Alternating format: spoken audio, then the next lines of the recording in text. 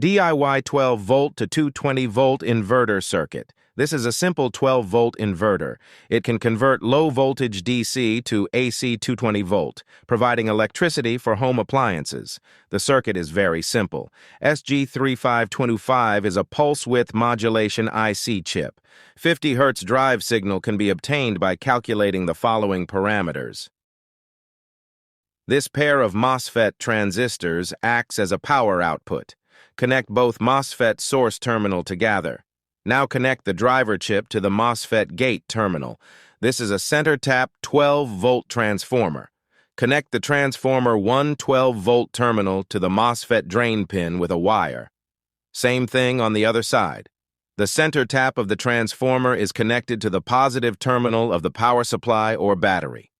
Finally, connect the battery. The transformer output is connected with a socket. Now, homemade inverter is ready to use. After turning on the 12-volt power supply, the circuit starts to work. Output 220 volts AC.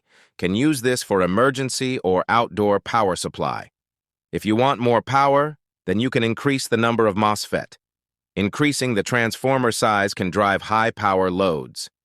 This is schematic of this circuit. If you like to play, you have to try it.